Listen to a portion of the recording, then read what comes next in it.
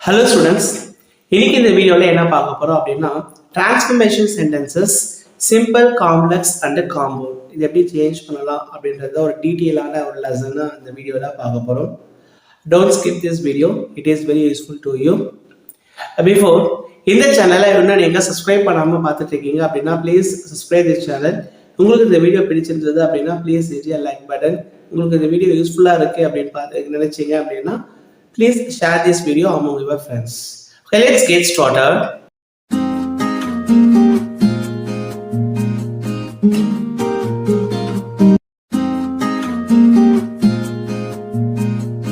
Before going to this lesson, we must know about a phrase and a class. இத பத்தி நமக்கு நல்ல டீடைலான ஒரு தெரிஞ்சிருந்தது அப்படின்னா இந்த சாப்டர் ரொம்ப ஈஸியா இருக்கும். So first phrase-னா என்ன சொல்வோம் தமிழ்ல வினைச்சொல் இல்லாத சொற்றொடர் அப்படின்றதுதான் phrase. இப்போ phrase-னா என்ன? A phrase is a group of words which does not contain a subject and a finite verb. It does not give complete sense. So phrase-ன்றது என்ன? Group of words இருக்கும். அந்த group of words-ல subject-உம் finite verb-உம் இருக்காது. அது இல்லாம it does not give complete sense. வாக்கியத்தினுடைய ஒரு முழுமையை கொடுக்குமா அப்படின்னா முழுமையான அர்த்தம் கொண்ட சொற்றொடரா இருக்காது. அதுதான் என்ன சொல்றோம் அப்படின்னா phrase. இதுல மெயினா சப்ஜெக்ட் இது எழுவாயும் a finite verb வினைச்சொல் சொற்றொடர் அப்படின்னு சொல்றோமா. இப்போ what is a finite verb? A finite verb indicates the tense and the time of actions.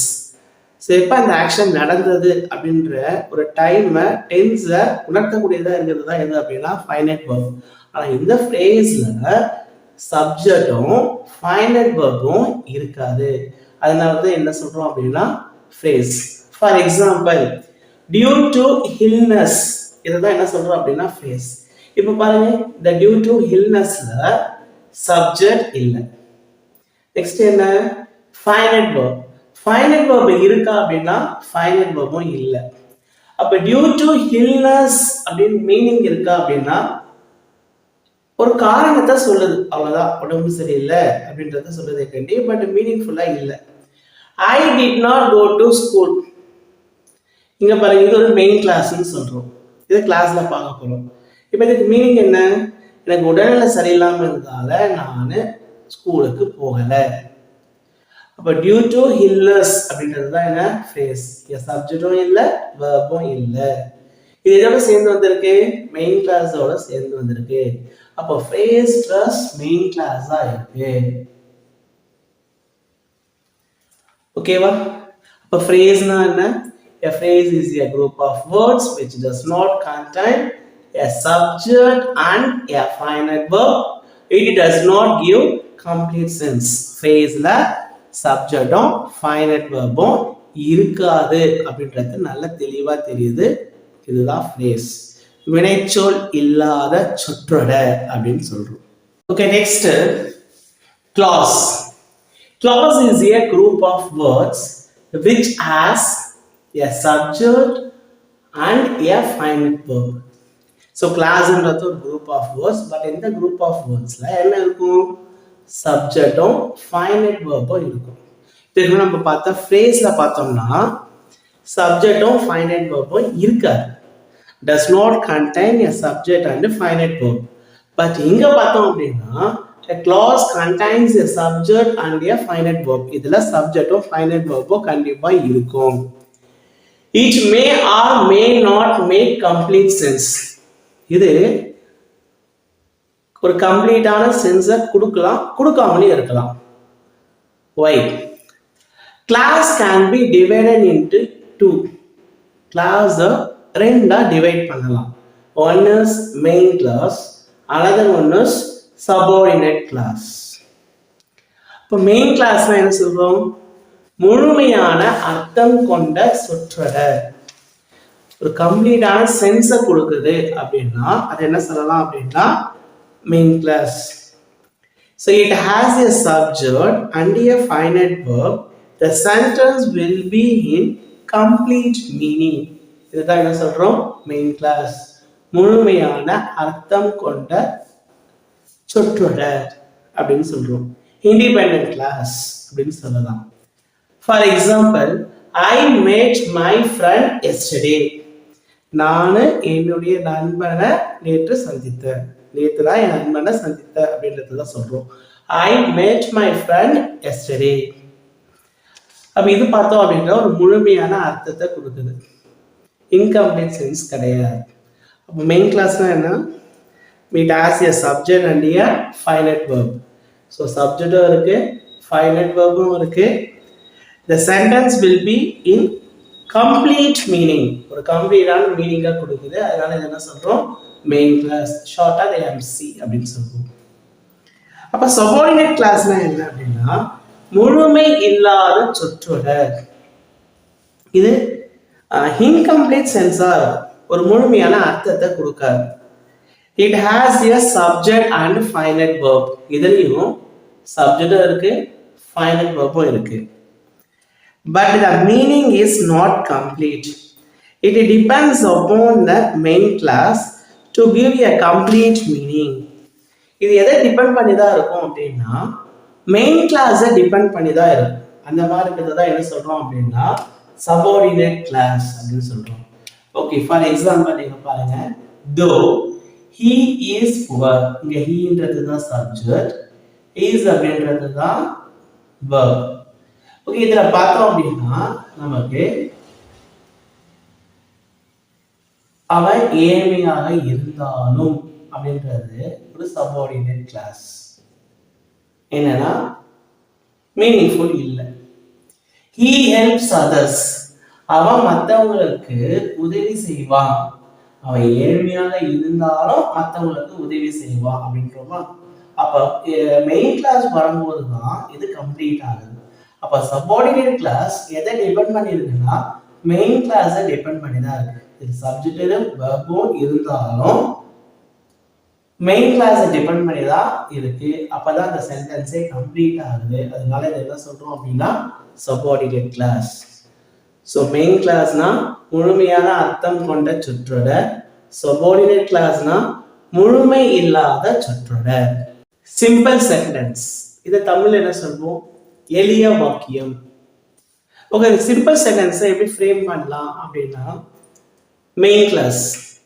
So ஒரே ஒரு மெயின் கிளாஸை வச்சு ஃப்ரேம் பண்றோம் அப்படின்னாலும் அந்த சென்டென்ஸ் வந்து சிம்பிள் சென்டென்ஸ் தான். Phrase plus main clause. So எப்படியும் சென்டென்ஸை மேக் பண்றோம் அப்படின்னாலும் அதுவும் சிம்பிள் சென்டென்ஸ் தான். For example, I bought an old house. நான் ஒரு பழைய வீடை வாங்கினேன், ஒரு பழமையான வீடை நான் வாங்கினேன் அப்படின்றத சொல்றோம் அப்படின்னா ஐ பாட் அன் ஓல்ட் ஹவுஸ். இது ஒரு சிம்பிள் சென்டென்ஸ். ஏன் அப்படின்னா ஒன்லி ஒன் மெயின் கிளாஸ். இதில் ஒரே ஒரு மெயின் கிளாஸ் தான் இருக்கு. ஏன் ஏற்கனவே நம்ம பார்த்தோமா சப்ஜெக்டும் ஃபைனைட் வெர்பும் இருக்கு. இப்போ மெயின் கிளாஸ் அப்படின்றது ஒரு கம்ப்ளீட்டான மீனிங் கொடுக்குது அப்படின்னா அது என்ன சொல்லலாம்? Main clause. It gives the complete sense. அப்போ இது மெயின் கிளாஸ். நெக்ஸ்ட் பாருங்க, on seeing the police the thief ran away. Thief வந்து ஓடினான் அப்படின்றது ஒரு மெயின் கிளாஸ். இதோட என்ன இருக்கு? On seeing the police. இதை என்ன சொல்றோம்? ஃப்ரேஸ். நம்ம ஃப்ரேஸ்னா பார்த்தோமா? a group of words which does not contain a subject and a finite verb. சப்ஜெக்டும் கிடையாது, ஃபைனைட் வெர்பும் இல்லை. ஸோ அவன் போலீஸை பார்த்த உடனே திருட ஓடிட்டான். இப்போ ஃப்ரேஸ் ப்ளஸ் மெயின் கிளாஸாவோ இல்லை ஒரு மெயின் கிளாஸாவோ மேக் பண்ணுறோம் அப்படின்னா அதை சிம்பிள் சென்டென்ஸ்னு சொல்லலாம். இப்படி தான் நம்ம மேக் பண்ண போகிறோம் டைப்ஸில். இதுக்கப்புறமா காம்ப்ளெக்ஸ் சென்டென்ஸ்னா என்ன அப்படின்னா தமிழில் சிக்கலான வாக்கியம். அப்போ காம்ப்ளெக்ஸ் சென்டென்ஸை எப்படி மேக் பண்ணலாம்?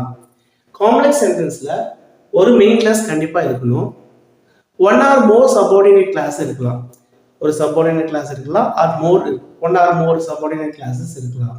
இதோட என்ன இருக்கும்னா சபார்டினேட் கன்ஜெக்ஷன்ஸ் இருக்கணும். என்ன சபார்டினேட் கன்ஜெக்ஷன் சொல்லுவோம்?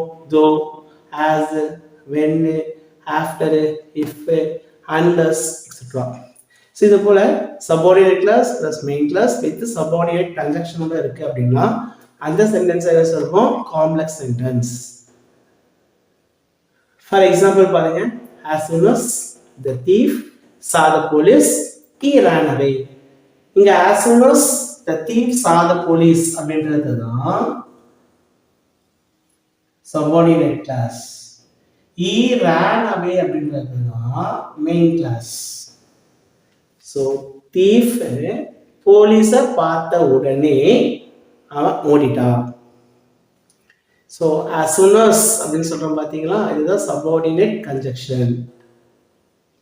ஓகே, நெக்ஸ்ட் காம்பவுண்ட் சென்டென்ஸ் அப்படின்னா என்ன? கூட்டு வாக்கியம்.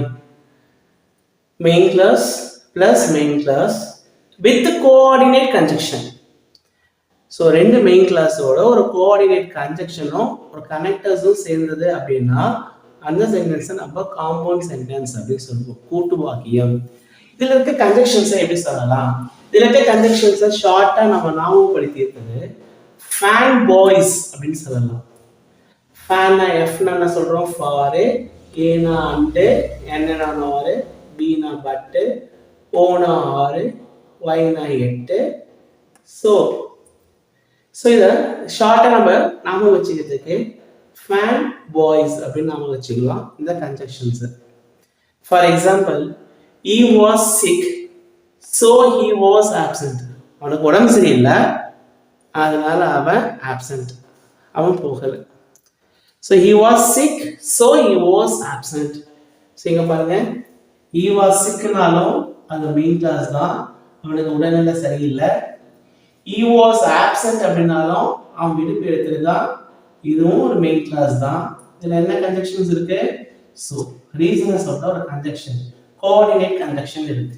அப்ப ரெண்டு மெயின் கிளாஸோட ஒரு கோஆர்டினேட் கன்ஜக்ஷன் இருக்கு அப்படின்னா அதை என்ன சொல்லலாம்? Compound sentence. இப்போ ஷார்ட்டா ஒரு சிம்பிள் சென்டென்ஸை நம்ம ஃப்ரேம் பண்ணோம் அப்படின்னா ஒரு மெயின் கிளாஸ்ல ஃப்ரேம் பண்ணாலும் சிம்பிள் சென்டென்ஸ் தான், or phrase plus main clause. Complex சென்டென்ஸை நம்ம ஃப்ரேம் பண்ணோம் அப்படின்னா subordinate clause plus main clause with subordinate conjunction. Compound சென்டென்ஸை நம்ம ஃப்ரேம் பண்றோம் அப்படின்னா main clause plus main clause with coordinate conjunction. இதுதாங்க ரூல். இந்த பேசிக்கான இந்த ரூலை தெரிஞ்சுக்கிட்டோம் அப்படின்னா எந்த டைப்ஸ்ல வேணாலும் இருக்கிறத நம்ம சேஞ்ச் பண்ணிட்டே இருக்கலாம். ஓகே, டைப் 1 கான்ட்ராஸ்ட், எதிர்மறை. ஸோ எதிர்மறையா இருக்கும் இந்த வாக்கிங்களுடைய அர்த்தங்கள். அப்போ அந்த மாதிரி இருக்கிறத என்ன சொல்றோம் அப்படின்னா டைப் 1. அப்போ சிம்பிளா என்ன யூஸ் பண்ணலாம் அப்படின்னா in spite of or despite or notwithstanding. Okay, mostly என்ன தப்பு பண்றாங்கன்னா in spite ofனா despite ofனு எழுதுவாங்க. despite of கிடையாது, despite தான். in spite ofனு சொல்லணும், despite notwithstanding. இதுக்கு மீனிங் என்ன? இருந்த போதிலும். காம்ப்ளெக்ஸா இருந்தா என்ன யூஸ் பண்ணலாம்னா though, although, even though. காம்பவுண்டா என்ன யூஸ் பண்ணணும்? but, yet, still. இதுதாங்க டைப் 1ஓட ரூல். இந்த ரூலை பேஸ் பண்ணி தான் இந்த டிரான்ஸ்ஃபர்மேஷனை இப்போ நம்ம பண்ண போகிறோம். Okay, first one, Raj is poor but he helps others. பாருங்க, ராஜ் ஏழ்மையானவன், ஏழ்மையா இருக்கிறான், ஆனால் ஹீ ஹெல்ப்ஸ் அதர்ஸ், அவன் மற்றவங்களுக்கு உதவி செய்யறான். அந்த கான்ட்ராஸ்ட் தெரியுது பாருங்க. இந்த மாதிரி எதிர்மறையான வாக்கியங்களா இருக்கு அப்படின்னா காம்பவுண்ட் சென்டென்ஸ்ல பட் அப்படின்ற கோஆர்டினேட் கன்ஜக்ஷனை யூஸ் பண்ணணும். ஓகே, இப்போ நம்ம காம்ப்ளெக்ஸ்ல இதை மாற்றலாமா? ஸோ காம்ப்ளெக்ஸ்ல என்ன யூஸ் பண்ணுவோம்? தோ.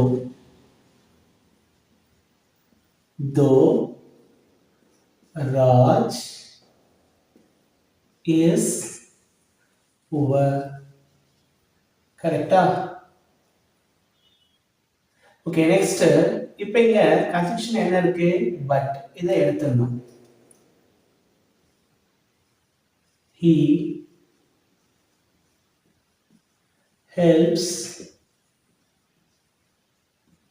others. இது என்ன form? Complex form. Okay, next இப்போ நம்ம சிம்பிள்ல இதை சிம்பிளா நம்ம மாத்துறோம் அப்படின்னா ஃப்ரேஸ் பிளஸ் மெயின் கிளாஸ். அப்போ ஃப்ரேஸ்ல என்ன ரூலு? சப்ஜெக்ட் இருக்கக்கூடாது, ஃபைனட் வேர்ப் இருக்கக்கூடாது. அப்படிதான் நம்முடைய ரூல். ஓகே, அப்போ இங்க பார்க்கலாம் என்ன சேர்க்கணும்? in spite of அப்படின்னு எழுதிட்டோமா? இப்போ ராஜ்ன்றது தான் சப்ஜெக்ட். அப்போ நம்ம இங்கே எழுதும்போது பொசசிவ் ப்ரொனவுன்ல எழுதலாம். ராஜ் என்ன சொல்லலாம்? இஸ் மாஸ்குலின் ஜெண்டரா, அதனால இஸ் அப்படின்னு போட்டுருக்கோம். ஓகே, நெக்ஸ்ட் வெர்ப் என்ன இருக்கு? இஸ். ஓகே, சிம்பிள் பிரசன்ட் இதுதான் இஸ். சிம்பிள் பாஸ்ட்ல என்ன சொல்லுவோம்? வாஸ். பார்ட்டிசிபிள், பார்ட்டிசிபிள்ல V3 பாஸ்ட் பார்ட்டிசிபிளா இருந்தது அப்படின்னா இது என்ன சொல்லுவோம்னா been. P4 என்னது? present participle. present participleனா இது என்ன சொல்லுவோம்? being. ஓகேவா? இப்போ நம்ம இங்க என்ன எழுத போறோம்னா in spite of his being poor அப்படின்னு எழுதலாம். ஓகே, இப்போ என்ன சொல்லலாம்? சரி, இதுவும் verb தானே சார் கேட்கலாம். ஆக்சுவலா ரூல் ஒன்று இருக்கு. என்ன ரூல் அப்படின்னா participles are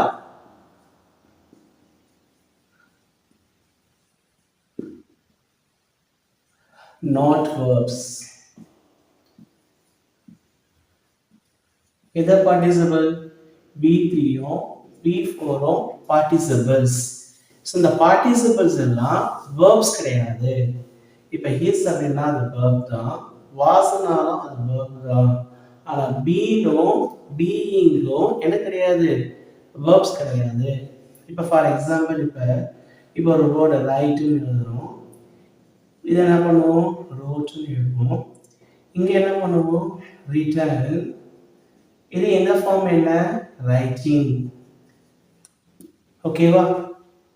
இப்போ இந்த ஃபார்ம் ரைட்டுன்றது verb, ரோட்டுன்றதும் verb. ஆனால் ரிட்டர்னும் ரைட்டிங்கும் verb கிடையாது. இதெல்லாம் verbs அப்படின்னு சொல்லக்கூடாது. இதெல்லாம் எப்போ verb மாறும்? ஆக்சிலரிஸ் வரும்போது verb மாறும். என்ன வரும்? as written, have written, had written, am writing, is writing, was writing, were writing. இந்த மாதிரினா வரும்போது அது verb. ஆனா பார்ட்டிசிபிள்ஸா இருக்கு அப்படின்னா அது verbs கிடையாது.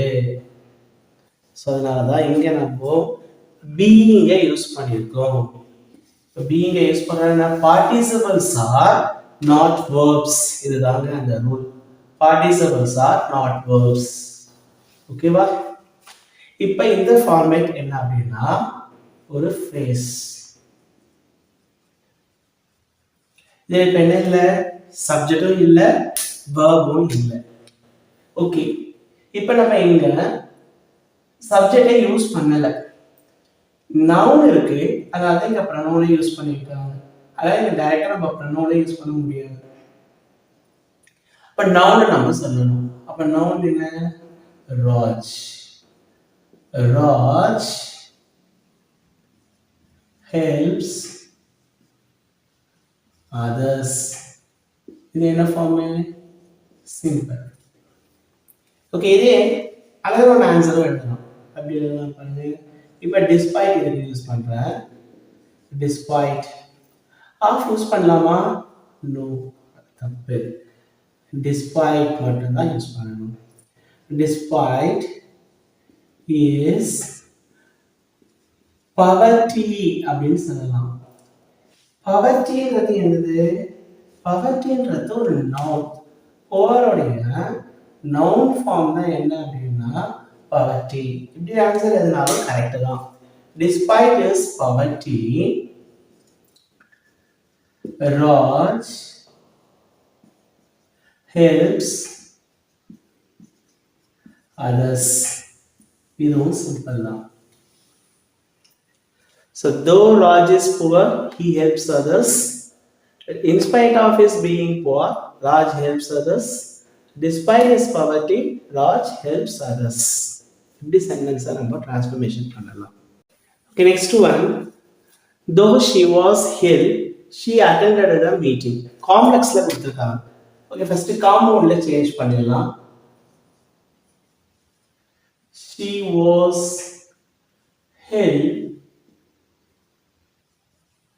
but she attended the meeting.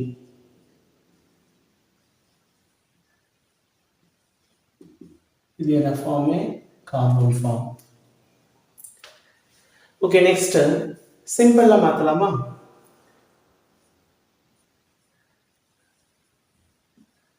In spite of she அந்த பொசிஷன்ல என்ன சொல்லலாம்? her being, என்ன இருக்கு? was இருக்கு. present participle என்ன? being. Participles are not verbs. In spite of her being ill, she attended the meeting. இது என்ன? சிம்பிள்.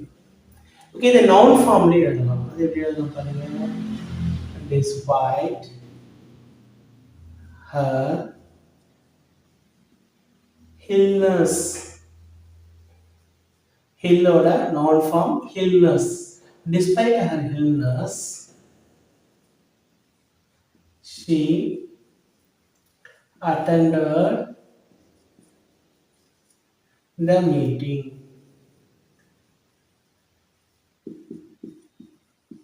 இதுவும் என்னது? சிம்பிள். Despite her illness அப்படின்றது சொல்லலாம். ஓகே, நெக்ஸ்ட் தேர்ட் ஒன் பாருங்க. In spite of beginning late, he finished first. So லேட்டாக இருந்தாலும் start பண்ணது அவன் தான் கம்ப்ளீட் பண்ணா ஃபர்ஸ்ட். கான்ட்ராஸ்டாக இருக்கு பாருங்க, சிம்பிள் இருக்கு.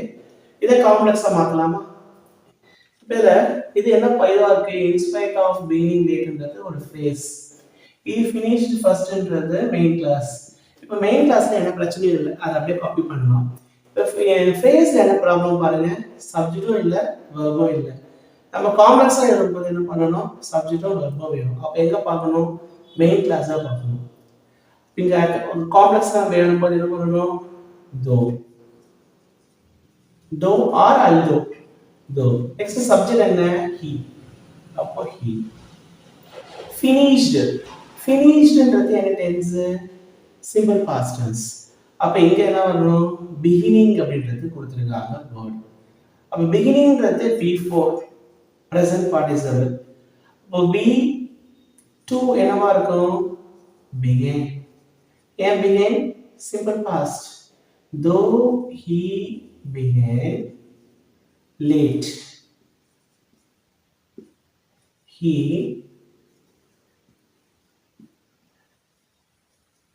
finished first. இது என்ன ஃபார்ம்? காம்ப்ளெக்ஸ். இப்போ காம்பவுண்ட் ஈஸி. காம்பவுண்ட் என்ன பண்ண? he began late, conjunction but. he finished first. இது என்ன ஃபார்ம்? Compound form. ஸோ இப்படி தான் டிரான்ஸ்ஃபர்மேஷனை பண்ணணும். Okay, I hope that this video is very useful to you. If you like this video, hit a like button. If you do not subscribe this channel, do subscribe and share this video among your friends. We'll meet you again.